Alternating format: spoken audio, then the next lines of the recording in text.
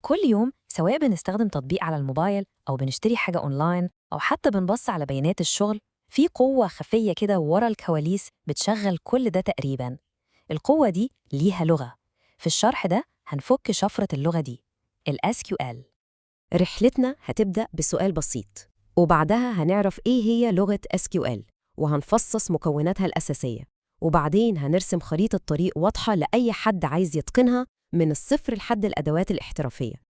طيب عشان نفهم أهمية ال SQL، خلينا نبدأ بسؤال سريع كده، سؤال هيكشف عن قاسم مشترك خفي بين عمالقة التكنولوجيا. خلينا نفكر كده في قواعد البيانات دي. عندنا Oracle، دي الأنظمة العملاقة اللي بتشغل حاجات ضخمة زي البنوك وشركات الطيران. وعندنا MySQL اللي ورا ملايين المواقع اللي بنفتحها كل يوم. وحتى SQLite الصغيرة قوي اللي موجودة جوه موبايلاتنا كلنا. تفتكروا إيه الشيء المشترك بين كل دول رغم اختلافهم الرهيب ده؟ الإجابة بسيطة ومدهشة في نفس الوقت. كلهم بيتكلموا نفس اللغة، لغة SQL. هي دي اللغة العالمية اللي كل قواعد البيانات العلاقية المهمة في العالم بتفهمها وبتتكلم بيها. تمام. يبقى إيه هي بالظبط اللغة دي؟ وإزاي تكنولوجيا عمرها أكتر من 50 سنة لسه لحد النهاردة هي أساس التعامل مع البيانات في عالمنا الرقمي الحديث؟ اسمها الكامل هو لغة الاستعلام المهيكلة Structured Query Language، والاسم ده بيوصفها بالملي. مهيكلة أو structured عشان هي بتتعامل مع بيانات متنظمة كويس، واستعلام أو query لأنها ببساطة بتخلينا نقدر نسأل البيانات دي أسئلة وناخد منها إجابات. هي الطريقة الموحدة اللي بنتكلم بيها مع الداتا. المدهش بجد في تاريخ SQL هو ثباتها. يعني في عالم التكنولوجيا اللي كل حاجة فيه بتتغير كل يوم والتاني، ال SQL فضلت موجودة وموثوق فيها من السبعينات، ومن سنة 86 وهي معيار عالمي رسمي. ده ثبات نادر جدا، وده أكبر دليل على قوة تصميمها الأساسي. الفكرة الأساسية بسيطة بشكل عبقري. كل البيانات منظمة في جداول زي ملفات الإكسل بالظبط. عندنا أعمدة بتحدد نوع البيانات، وعندنا الصفوف فيها السجلات نفسها. وبما إن البيانات متنظمة بالشكل البسيط ده، فده بيخلي عملية استخراج المعلومات منها منطقية جدا. وهنا بقى بيجي دور أهم عملية في لغة SQL، الاستعلام أو الكويري. أي استعلام أساسي يعني البيسكس كويري في SQL عامل بالظبط زي ما تكون بتدي تعليمات واضحة جدا لشخص. بتقول له 3 حاجات بالترتيب.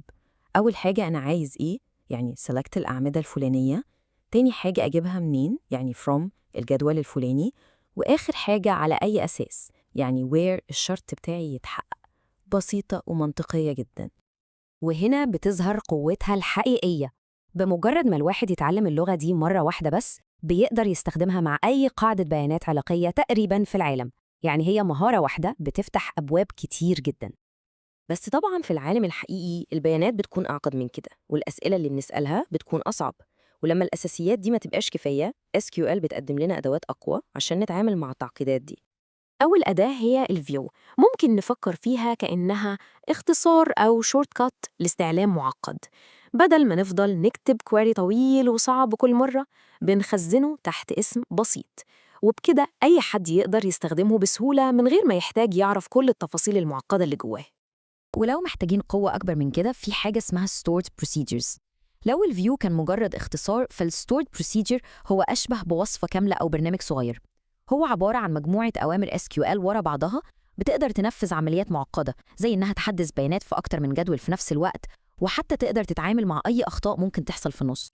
طيب، لو سيبنا عالم تحليل البيانات شوية ورحنا لعالم تطوير البرمجيات، هنلاقي إن المطورين بنوا طبقة ذكية فوق ال SQL عشان يخلوا حياتهم أسهل. الطبقة دي اسمها ORM. ال ORM أو Object Relational Mapping هو ببساطة مترجم، بيخلي المطور يقدر يتعامل مع قاعدة البيانات ويتكلم معاها بلغته اللي بيكتب بيها الكود زي بايثون وجافا سكريبت. وال ORM هو اللي بيترجم الأوامر دي للغة SQL ورا الكواليس.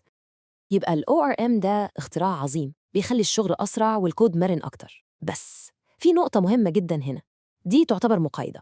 السهولة دي بتيجي على حساب إن الواحد مش شايف ال SQL اللي بيكتب تحت. والنصيحة الأهم هنا دايماً، لازم نتعلم نكتب queries الأول. لازم نفهم إيه اللي بيحصل ورا الكواليس. ده هو اللي بيفرق بين المطور العادي والمطور المحترف بجد. إذن إيه هو المسار اللي ممكن نمشي عليه لو حد بيبدأ النهاردة وعايز يوصل للاحتراف؟ المصدر بيقترح رحلة تعلم منطقية من 4 خطوات. أولاً، إتقان الأساسيات عشان نبني قاعدة قوية. ثانياً، نزود التعقيد بالتدريج بمفاهيم متقدمة. ثالثاً، ننوع الخبرة بالتعامل مع قواعد بيانات مختلفة لأن كل واحدة ليها مميزاتها. وأخيراً، بعد ما نفهم كل ده، نقدر نستخدم الأدوات الحديثة زي ال ORMs وإحنا فاهمين كويس إيه اللي بيحصل تحت. في النهاية، لغة SQL مش مجرد كود بنكتبه وخلاص. دي أداة بتدينا القدرة على أننا نحول البيانات الصامتة دي لمصدر للمعرفة والاكتشاف. هي اللي بتخلينا نعرف نسأل الأسئلة المهمة. والسؤال الحقيقي اللي بيفضل بعد ما نتعلم التركيبة دي هو: يا ترى إيه هي الأسئلة العظيمة اللي هنطرحها على بياناتنا؟